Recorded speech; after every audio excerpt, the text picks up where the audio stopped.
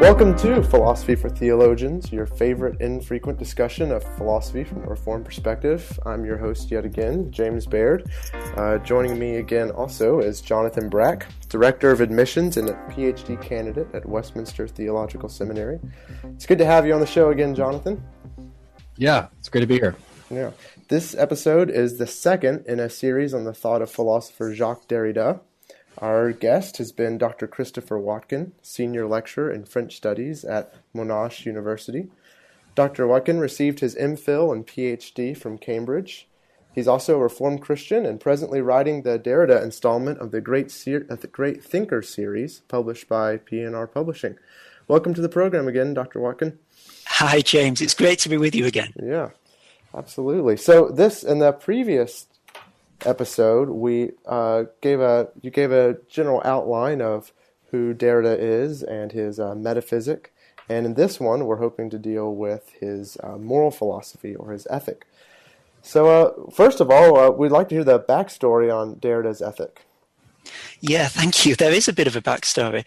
There was a time when Derrida was considered by many people to have no ethics at all. That people thought that deconstruction was uncommitted, that it led to political paralysis, that it was a recipe for quietism.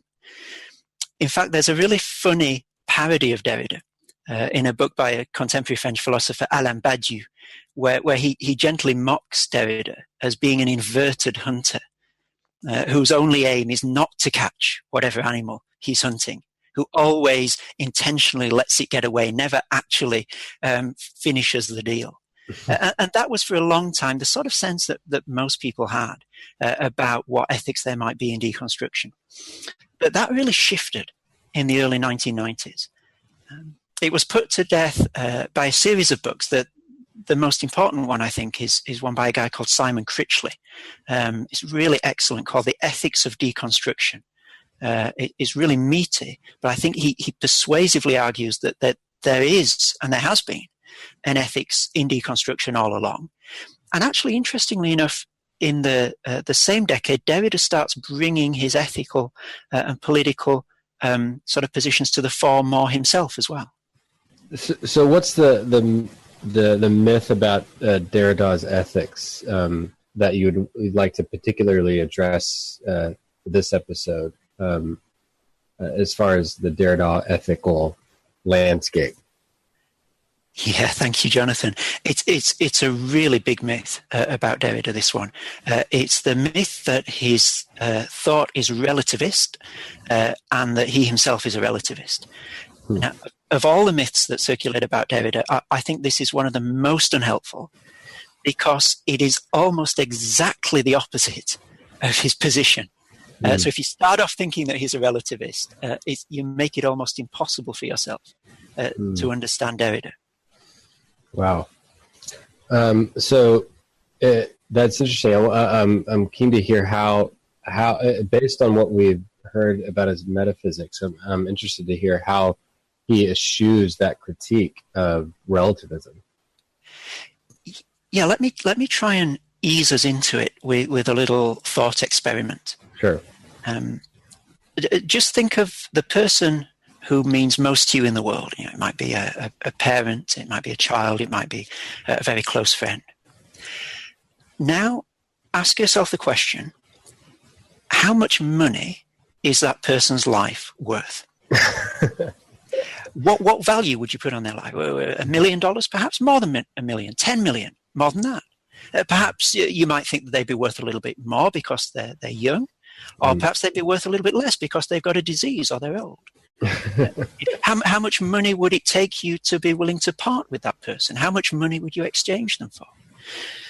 Now, of course, I'm going to stop there before listeners turn off in disgust, because what I hope has become clear right from the beginning in such a line of questioning is that there is no good answer in the terms that question is posed. Human life is not about a numerical value. You can't attach a monetary exchange value to human life whatsoever. And it is repulsive even to ask the question. It makes us uncomfortable to think about it. You can't measure a person's value relative to money, relative to gold bars, or relative to whatever. People are irreplaceable. People are singular. People have an absolute value, or in Derrida's terms, they're singular. So then, first thing that I want to say is that we're not relativists about the value of human life, because humans are unique and humans are singular. But if you come to think about it a little bit more, it's not just humans who are unique. Nothing in the world is exactly the same as anything else. Even two manufactured objects, if you look close enough, are unique. Not that everything is equally as precious as a human life, of course not, but everything is still unique. And so deconstruction seeks to respect this uniqueness, this singularity of everything, not only in judgments about human beings, but also in judgments and in comparisons in general, because after all, everything is, at the end of the day, unique. And what this means for deconstruction is that things can't be exhaustively reduced to a common measure, a general equivalence, as if I was to say, is your life worth more than mine? You can't measure things by the same yardstick, because that robs them of their singularity, robs them of their uniqueness. It just makes them one more function in an equation. And that is why Derrida is not a relativist. He does not claim that everything is relative, or that we can comfortably make relative judgments between different things. He's claiming that the opposite of that. He's claiming that things are incommensurable with each other. You can't find a common measure to do complete justice to any two unique things.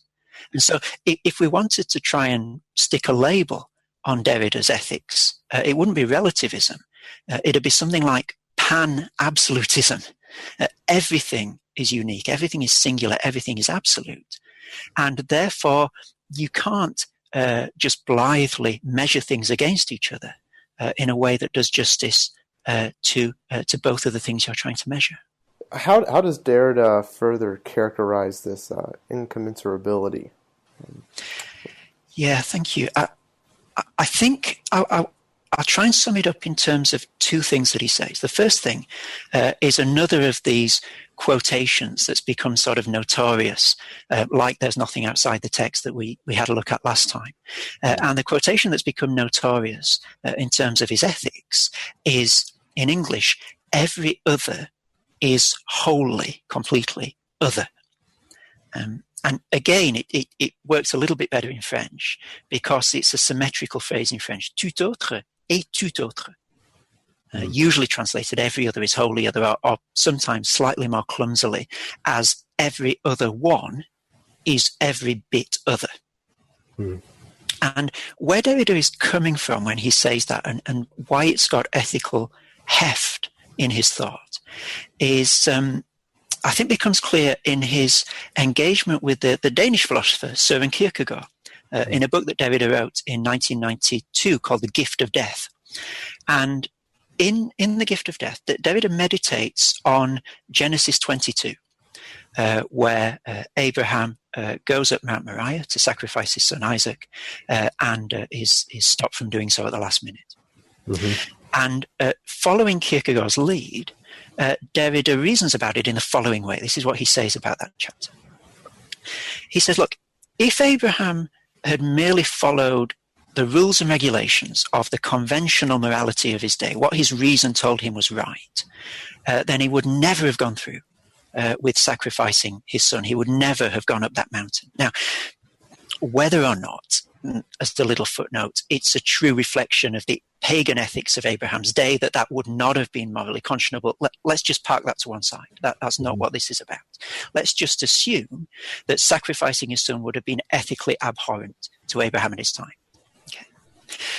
What happens to Abraham when he hears God's voice commanding him to sacrifice his son then, is he's got to set aside all his rational qualms, all his rational questions, all his conventional morality, his sort of puzzlement as to how God's promise can be filled if Isaac, the son of the promise, is to be dead. He's got to put all that on one side and simply obey the absolute immediate injunction, the voice of God, that exceeds his ability to understand it, and that exceeds all his conventional moral codes.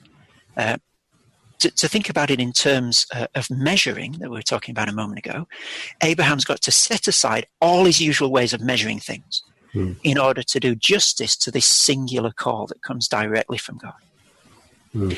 And while he takes care to stress that let's not get ahead of ourselves. It's not that we're all like Abraham. We're all going to hear this voice that says, sacrifice your children. We've got to go and do that. That's not what Derrida is saying. Nevertheless, there is something Derrida says about Abraham's experience that's actually common to all the decisions that we make in our lives. And he puts it this way, quoting from The Gift of Death. He says, when Abraham accepts his responsibility by heading off towards the absolute request of the other beyond knowledge, his action highlights the paradoxical condition of every decision. It cannot be deduced from a form of knowledge of which it would simply be the effect, conclusion, or explicitation, close quote. So what is he saying? He's saying in all genuine decisions, it's not just a case of following a written set of rules, of following an established moral code. If you think about it, you can see where Derrida is coming from. Simply following moral codes is not usually construed as sufficient to be just. Think about the war criminal who comes up with the defense, well, I was simply following orders. That's not good enough. Or think of the political tactic of working to rule within a factory, simply doing what is required of one without anything more. It's a mode of resistance rather than a mode of compliance. So just going by the letter of the law is not enough to be just. And we've got to go beyond it in a way that Derrida describes in the following way, and I'm quoting again. What can be said about Abraham's relation to God, he says, can be said about my relation without relation to every other one as every bit other. Now that's your tout autre. Going on in the quotation, in particular, my relation to my neighbor or my loved ones, who are as inaccessible to me, as secret and transcendent as Yahweh, close quote. So, in other words, in the same way that when God speaks, you just drop what you're doing, you pay attention to it, and you listen, because God is completely above you and outside you. He is other. Derrida is saying in the same way, when one of my loved ones speaks to me, I shouldn't assume that I know what they're saying. I shouldn't assume that I can fit what they're saying into some neatly pre-packaged code of morals or ethics, but I should pay attention to it as if there were no expectation. Just letting the person be other rather than trying to fit them into some box that I've got for them. So then if we go back to Abraham, as far as Derrida and Kierkegaard are concerned, Abraham's got a choice. He can either stick with his conventional ways of measuring right or wrong, in which case he cannot do justice to the absolute singular voice calling him, sacrifice your son. Or he can suspend his usual way of measuring and usual way of morality and let this voice come to him in its singular boldness, in its rawness. And what I'd really love you to do is just keep that opposition in mind. You can either follow conventional morality, or you can let the other come to you with all its unexpected boldness, because that, in a nutshell, is Derrida's ethics. And that's a pattern that I'm going to try and trace through some other examples in the rest of this podcast. But basically, that's it. That's the opposition in terms of which Derrida structures his ethical thought. So, as far as some clarification on that, so is Derrida saying that the word incommensurability is basically you can't compare one particular ethical judgment to the next ethical judgment? Instead, you have to allow them to come in as wholly other, similar to the way that Abraham heard the voice of God and had to suspend this sort of paradoxical, rational way in which he was doing ethics beforehand. I just had to accept it as this is the voice of God. Yeah, there are two slightly different ideas there. Okay. The first is the incommensurability of singular things. So I can't completely do justice to two unique things by comparing them with each other, because I've always got to reduce their uniqueness. I've got to make them enter some economy, some common measure in order to compare them with each other. So they lose a bit of their singularity in being compared. That was the first point. And then the second point in relation to Abraham is that when the other speaks to me, in this context, God, I shouldn't just fit that into what I think I already know and what I think the other speaking to me, of course, would say. And if Abraham had done that, he'd say, look, conventional morality says that you don't sacrifice your children, therefore I'm going to ignore this. But what Derrida says is you should let yourself be surprised, let yourself be destabilized, let the other come to you in its otherness, not just in a way that always conforms to what you expected it to say in the first place. How would you say that all this compares to, we might call it a biblical moral philosophy or a biblical ethic? Yeah. Actually, can I ask a question right before that? Sure. Before we get into that, just another matter of clarification. So Derrida, as far as going all the way back to, he's not a relativist. So in other words, he's not saying there is no right and wrong, and it's just sort of relative, whatever your own biases are. And instead, he's saying you can't compare one particular instance to another. You can't do justice by comparing these things. There is a right and wrong, but there is a right and wrong, but I hate to use the word atomistic because he critiqued it last time, but in every single instant it's unique, and there is a right and wrong, but there's no pattern that you can sort of set up beforehand that will wholly speak into exactly what you're dealing with presently. Yeah, and another way of saying the same thing would be you can't be a relativist. You can't just compare singular things to each other on some common measure. Like if I was saying, is your grandmother worth more than my grandmother? You're not going to answer that. You're not going to make them relative to each other in the first place because there's something ethically repulsive about doing that. And it's that very refusal to enter into those relative sort of calculations that's at the bedrock, really, of Derrida's ethics. Gotcha. Can I just expand on that a little bit? Yeah, sure, please. Because I think it's worth teasing that out in relation to what he says about law and justice, because I think it perhaps makes things a little bit clearer just in another context. Sure. So he wrote this really helpful text. At least it's been helpful for me in my own reading of Derrida. It was one of the first texts of Derrida that I read. Now, I wrote a very bad undergraduate essay on it at the time called Force of Law. It was a paper given at Cardozo Law School in New York City in 1989. And what Derrida does in this, the first part of this paper, is he sets up a distinction between what on the one hand he calls law, from the French droit, which could also be translated as right, and on the other hand, justice. And law is like Abraham's moral code.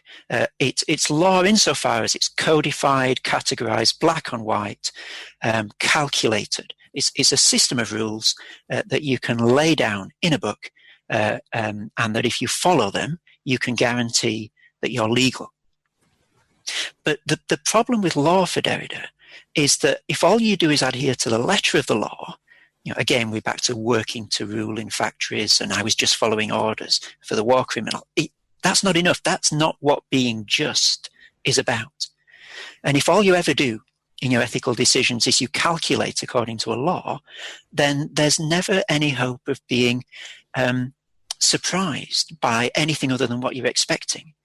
Each singular case is just treated as if it were going through a sausage factory, and you're pumping judgments out the other side. So what you've got to have for Derrida is not just this rule-following law, But you've got to try and find a place for, and he finds this really hard, and he's got complicated ways of doing it in force of law. You've got to find a place for something called justice, which is a bit like the absolute call of God to Abraham.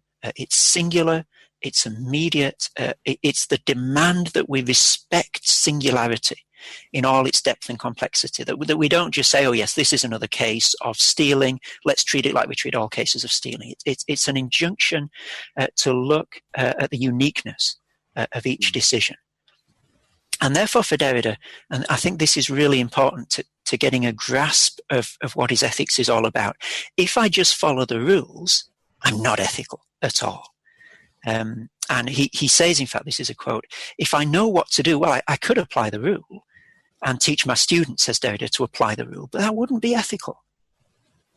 I would consider this unethical, he says. Ethics starts when you don't know what to do, when there's this gap between knowledge and action, and you have to take responsibility for inventing the new rule which doesn't exist. So what he's saying there is, I can never pin justice down in black and white, and therefore I can never sort of sit back, fold my arms and say, I know that judgment I made then is just. I know that I'm just. Right here and right now, this is justice. You can never say that, says Derrida, because you can't lay down this singular justice in black and white. But it gets a little bit more complicated than that. So far, that's one half of Derrida's ethics. Okay, you can't simply follow the rules. And one reaction to that you could have is that, well, oh my goodness, why should I make any judgments ever? Right. If for each judgment that I make is risking sort of doing injustice to what I'm judging, perhaps I should just shut up. Mm-hmm. The problem is, and this is the second half of Derrida's ethics, that is not an option. Because that leads to injustice and to violence itself. So think again about the monetary value of human life, putting a price on your grandmother and mine. Yes, it's repulsive, says Derrida, but don't we have to make exactly that sort of judgment in society all the time? So for example, in the UK, where you've got the National Health Service, you've got a finite pot of money, and you've got to give it to something and not other things. Do I allocate money to curing this disease or to caring for that group of people? Should we put money into the life of saving a 100-year-old whose prognosis is, as far as the doctors can see, to die within the next year anyway? Or should we save the life of the little baby who'll probably, as far as we can tell, have 100 years to live? We might not like making that sort of decision, but if we just fold our arms and sit back and say, oh, I possibly couldn't make the perfect decision, so I better not say anything, well, the likelihood is they're both going to die. Right. So it isn't an option simply to say, this is too hard for me, I can't decide. There's an absolute ethical injunction as well to decide, because both of these people are dying. And I can help one or I can help the other. But one thing's for certain, if I don't help either of them, then I'm to blame. And so he finds himself caught in what he calls this double bind. It's an almost sort of damned if you do, damned if you don't sort of situation. There's a certain violence, and this is the word that he uses, inherent in allocating those health funds one place and not another place. And it's the violence that I'm deciding that someone's going to die in all probability and someone else is going to live. But actually there's a greater violence in refusing to help anyone just because there's no perfect way to help everyone. And so all Derrida's ethics takes place in the context of this double bind. I have to decide right now, immediately. There's an absolute injunction on me to decide. But any decision that I make is going to leave me culpable. It's going to leave me, so to speak, with blood on my hands. And Derrida is wrestling all the time in the midst of that double bind. And so just to try and pull all that together, all the Abraham stuff and all the law and justice stuff, to try and encapsulate Derrida's ethics, you probably say something like this. Let's think that what he's seeking to do in his ethics in general is to stop us resting on our ethical laurels He's trying to stop us thinking that we've got all the loose ends and all the knotty problems sorted. He's trying to stop us from thinking that there's no more hard thinking to do. And he's very much trying to stop us from thinking that if we just follow a set of established rules or conventions, without considering on each occasion whether those are just, then that's fine. That's okay. That's all we need to do. So I guess that begs the question, though, as far as what is the right decision, as far as clearly no action equals violence in that particular scenario. Is a right, would he pontificate and say the right decision is to try to find the least amount of violence if you are caught in the double bind? Yes, but yes, that is a summary of what he would say. But the issue with that is that you're never sure that you found it. It's not as if, okay, what's the way of least violence here? Okay, it's this way. Let's take it. I'm glad we decided that way because now we've assured that it was the least violent. There's always a responsibility that I'm never free of. I can never say that was the best decision. That was the just decision for Derrida. Now, that doesn't mean that I just sit back and flip a coin and that any decision is good as any other. That's a lazy reading of what he's saying. But it does mean that I feel a real weight on my shoulders faced with these decisions. That have I taken into account everything I need to take into account? Is there something in this case? Is there something in this context that would change the decision that I think is right that I haven't thought of? And so there's a real injunction to go through the calculation, to think carefully, to think rigorously. But also, to cut a long story short, for Derrida in Force of Law, there's what he calls an epoche, a bracketing off of the rule.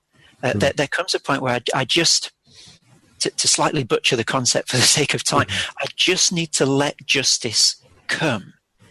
Not against calculation, not in the absence of it, but in the midst of it. Rather than getting to a point where I say, right, I've nailed this now. I know exactly what the right thing to do is. Aren't I good? I'm just. Maybe this is a good time to transition into how that would interface with Scripture, as far as maybe a little bit about how there's a distinction between, of course, there is the law of God, but then there's also the wisdom to carry it out. But I would love to hear your thoughts about how what Derrida is saying is interfacing with Scripture. Yeah, absolutely. I think there are some really helpful ways in which the Bible talks about law and justice that can help us to, again, neither completely agree with Derrida, nor completely disagree, but diagonalize his thought, cut across the categories that he's giving us. Let's think first of all about this idea of every other as wholly other, and then let's secondly think about law and justice and how the Bible would interact with Derrida on those issues. Now, when we're thinking about every other is wholly other, I really want to stress it's important to know why Derrida is saying this. What is he trying to avoid? What are the ethical stakes in what he's saying? And just to throw a footnote in, I think that's always a really helpful question to be asking, particularly when, as Christians, we're reading thought from a worldview or a position that we don't agree with. Not only what is the person saying, have I understood it, but also why are they saying it? Why is this important to them? What's at stake for them? Why is what they're rejecting objectionable?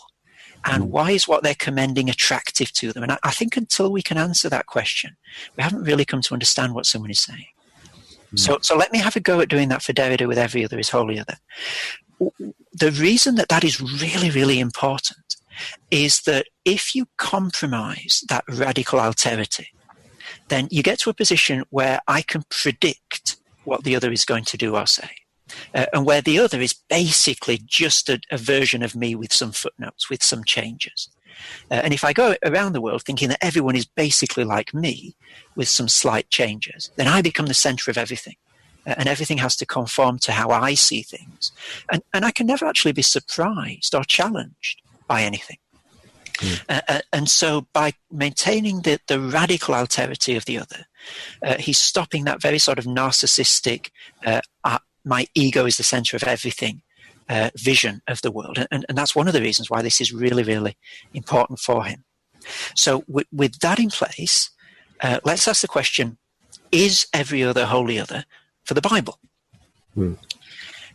I think the answer is sort of, it's a yes, but. That there is a sense in which, in the way that Derrida is setting things up, yes, absolutely, every other is wholly other for the Bible, because each individual, each human, each animal, each object is uniquely created, uniquely known, and uniquely loved by God, and it cannot be substituted for any other without loss. You see this really powerfully, don't you, in the parable of the farmer who goes after the one sheep. When the 99 are safe. It's not good enough that there are 99. This one, this singular, unique one is special. I need to find this one. And you also see it in Jesus' reassurance when he says in Luke 12, even the hairs on your head are numbered. That there's a sense in which each one is unique, each one is singular for the Bible. With the rider, that it's not just that it's unique and singular, it's that it's loved. So the Bible is bringing, if you like, a content to this otherness. Each one is other as loved by God, not simply as radically different to all others. So that's the sense in which I think there's some merit to saying that every other is wholly other in a biblical frame. But it's also really important to say that there's a dissonance between what Derrida is saying and a biblical view here. Because for Derrida, every other is wholly other in the sense that it necessarily exceeds my categories for understanding it and my ability to predict it. But that's not really where the Bible's coming from. So what biblical Trinitarianism leads us to expect instead of every other is wholly other is a world in which perfectly in Eden, perfectly in the new creation, in a bit of a messed up way now, a world in which it's not radical singularity and a resistance to all categories and concepts that characterizes the world. But it's a harmony between, absolutely, singularity and diversity and unity. Let me try and come at this with a quotation from John Frame's Doctrine of the Knowledge of God. I think he puts it really crisply. He says, in God's world, everything is, after all, comparable to everything else. Granted, we tend to wince a bit when someone we love or admire is compared to what we consider an unworthy object. But remember, Scripture even compares God to an unjust judge. Everything is related, he says, to everything else. There's nothing that, and he puts this in quotes, has nothing to do with anything else. Right. Now, it's worth reflecting, I think, just for a moment on why that is from a biblical point of view. I think partly it's because of what I was talking about in the previous episode, that the co-ultimacy, the equal ultimacy of unity and plurality in the Trinity, which is also reflected in creation. But it's also, within a New Testament frame, that everything has in common Christ. Everything has in common that it was created for, is sustained by, and is one day going to be brought under Christ. And this is Colossians 1. For by him all things were created, in heaven and on earth, visible and invisible, whether thrones or rulers or dominions or authorities. All things were created through him and for him. And it says that he is before all things, and in him all things hold together. And what you've got in those verses, I think, is a beautiful juxtaposition. So on the one hand, you've got all things. Paul, he's hammering this, isn't he? 4 times in that passage, all things. So he's saying that all things have something in common. There's no exception to this. But notice as well that it's all things, still plural, not various manifestations or modes of one thing like you'd have in pantheism, for example. And what it is about all these things that they have in common is, again, a person. We're back to absolute personality theism. It's Christ that everything has in common. Everything was created by him, everything's created for him, and everything holds together in him. And so, to use a slightly infelicitous image, you can understand Christ here as the glue that holds an otherwise atomized universe together and makes it one world, one universe, rather than just a collection of utterly unrelated objects. And that's the sense in which I think for a Christian it's not quite right to say every other is wholly other, because everything is from Christ, everything exists through Christ, and everything is ultimately for Christ as well. Mm. But with my Derridian hat on, that raises a huge problem. Because you remember the reason that Derrida goes down this road, one of the reasons that he goes down this road of absolute alterity to begin with, is that if you reduce this radical alterity, you actually start putting yourself at the center and thinking that you know what the other is going to do and say before they do it. And so I guess the question to ask of this biblical position at this point is, well, surely by saying that everything has this in common, you're reducing the responsibility that we have before the other. And I don't think that's the case biblically. And I'll try and explain why. It is precisely for the reason that everything belongs to Christ and is made to bring him glory, that we're directly answerable to him and responsible before him for the way in which we treat even the smallest element of this creation that he's made. So it's not necessary within a biblical way of looking at things for something to be radically and wholly other in order for me to feel responsibility to it with the force of an ethical injunction. Because the absolute ethical injunction to deal even with the smallest things of creation in a way that's for Christ comes not from them being in transcending my epistemological categories, but from the fact that they're in relation to him. They're his. They're for him. And so I think that the Bible gets us to a place similar to the place Derrida ends up at, but it goes a very different route. He tries to get there through things transcending my epistemological categories, being radically other. The Bible gets there through everything being through and for Christ. So that's the first half of the biblical response, if you like. That's where would we go with every other is wholly other from the Bible. Let's now turn to the second thing that we discussed in this episode, this difference between law and justice. If you remember, in Force of Law, Derrida is saying that law, written down black and white, is just a calculable procedure that doesn't do justice to individuality, to uniqueness. And justice can't be captured in codes. You can never nail it down, so you can never say, I know that I'm just. And if we look at those two ideas and try and come at them from a biblical point of view, I think what we find again is that the Bible diagonalizes this dichotomy between law and justice. And the way that it diagonalizes it is with absolute personality theism again. So in other words, that the deepest reality and the deepest truth of our universe looked at in a biblical way is not a law, it's not matter, it's not energy, it's a triune person, God. And I think this makes all the difference to how the Bible understands law in relation to Derrida. Because a biblical concept of law, within this understanding of absolute personality, it's not really Derrida's law, droit, written code, nor is it his justice, really, because it arises within the context of an absolutely personal God. Now, to try and put some flesh on these bones, let's look at the archetypal moment of law giving in the Bible, 10 Commandments. Exodus 20, verse 1, and God spoke these words, saying, I am the Lord your God, who brought you out of the land of Egypt, out of the house of slavery. You shall have no other gods before me, and so on.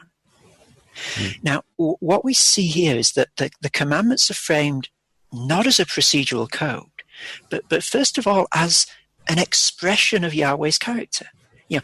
God presents himself in these verses not as a universal truth, not as an objective principle, but as a person with a proper name, the Lord, Yahweh, and a person who's active in history. The Lord your God who brought you out of the land of Egypt just now, don't you remember? Right. And so these commandments are given by a person reflecting his character, also in a redemptive historical context.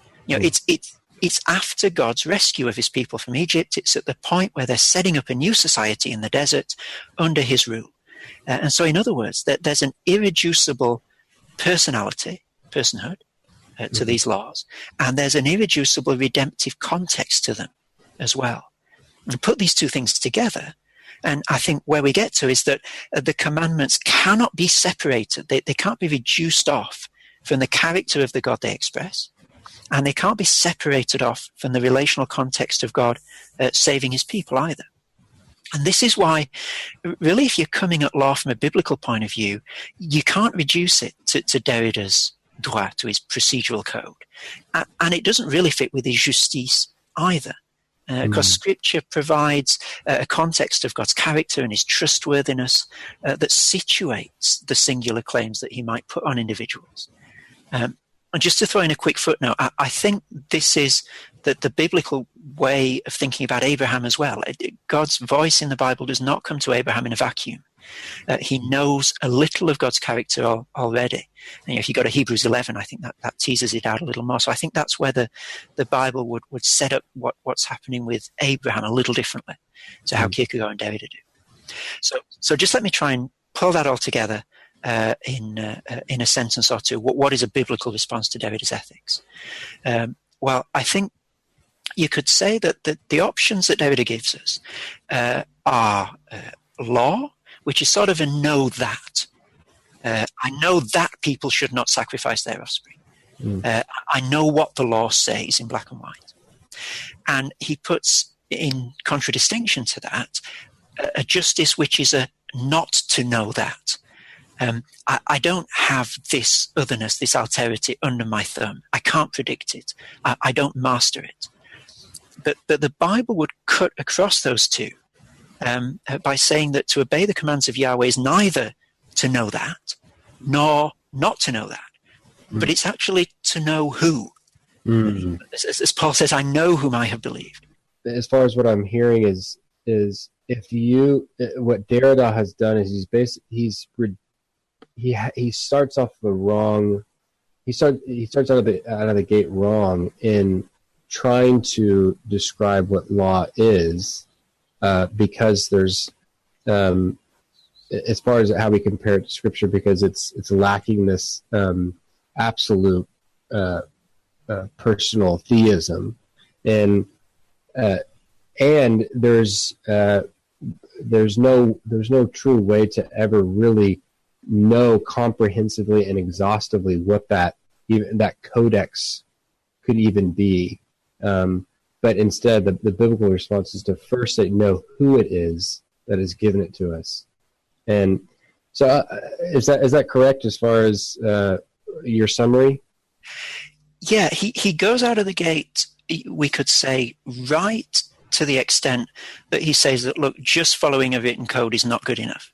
Coming up in court and saying I was just following orders is not good enough. But he sees the sort of response that the Bible would give as ethically dangerous, because it's giving some determinate content to justice. And what he would fear is that would then just become another rigid ethical code that can be just as violent as any other law.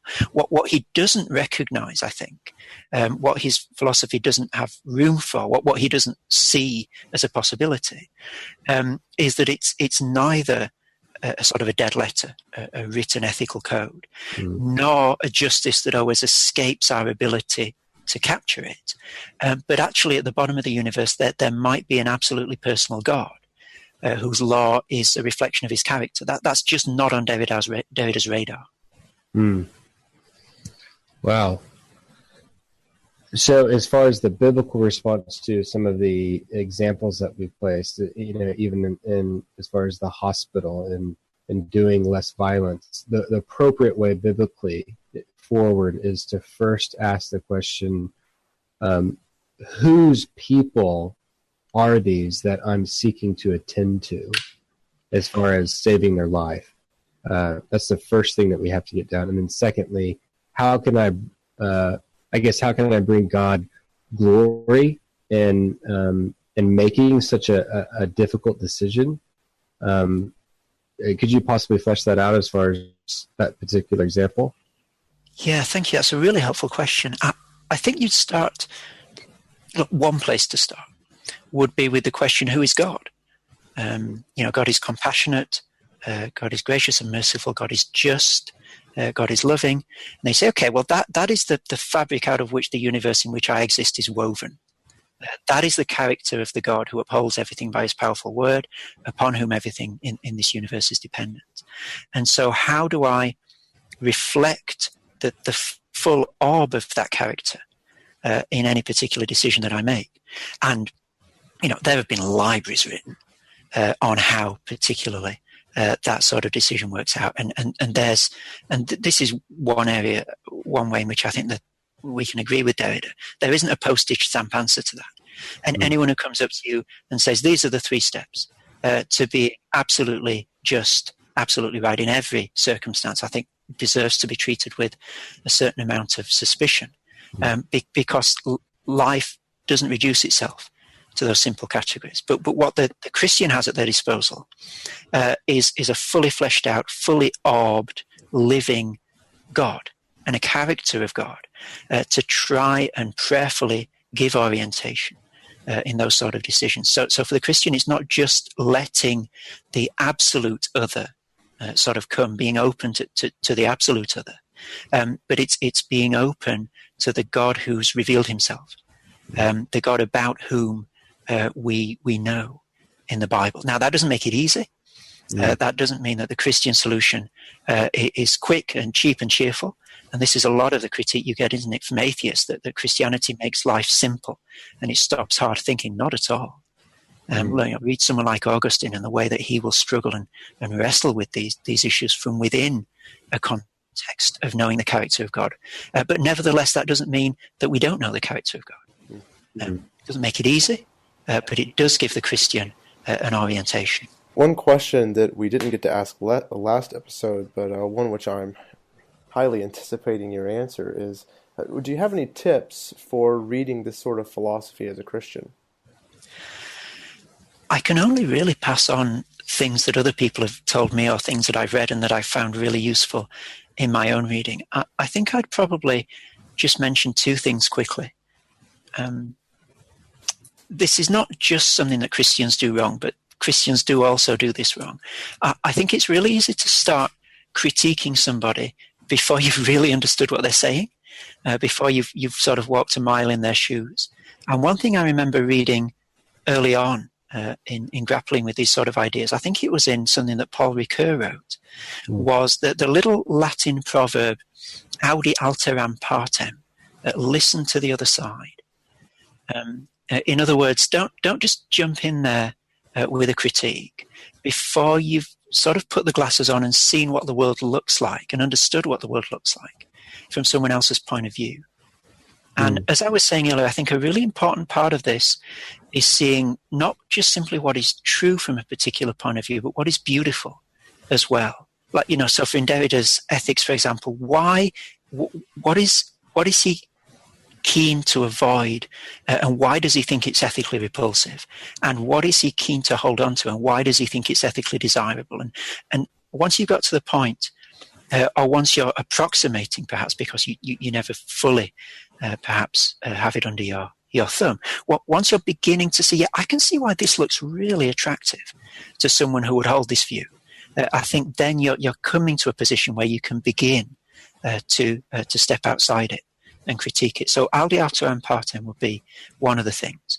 And just another thing that I found really helpful when I came across it, I think it was in something that Tim Keller said on a sermon podcast once, was that the Christian is in a wonderful position to do cultural criticism, to read philosophy and things like that, because for the Christian, we come at everything with the assumption that there's nothing in the world that's completely and utterly evil, and there's nothing in the world that's completely and utterly good, because only God is good, and only the devil is utterly evil. So, I come across a book of Derrida's or whatever it is, I come as a Christian with the predisposition that there's going to be something in here that is worthwhile, something that I can benefit from, something that I can learn from. And there's also certainly going to be something in here that I'm going to need to critique and distance myself from as a Christian. And the difference that brings with relation to other worldviews out of which we can come at things, is that the absolutes for the Christian, the absolute good and the absolute evil, aren't in this world. They're outside this world. But if my absolutes are in this world, then there are going to be some things here that are absolutely good, according to my system of ethics, and some things that are absolutely evil. And my mind is going to be closed and shut down to those. I'm going to see no good in some things and no bad in other things, necessarily, because I've got to find good and evil somewhere within this world. Now, I offer that less as a critique of all secular views. I'm sure we could go back and forth about that, but certainly from the Christian point of view, knowing that whatever book I pick up, whatever film I watch, etc., there's going to be something in here that's helpful, and there's going to be something in here that's unhelpful. I think just gives us a wonderful openness, an unusual openness, actually, to cultural criticism as Christians. It gives us a sober optimism, if you like, and it also gives us an unquenchable curiosity that I think puts us in really good position to do cultural criticism from a Christian point of view. Excellent. That's great advice. Thank you so much. Well, thank you. We thank you again for this episode, and we're looking forward to talking about Derrida with you again soon.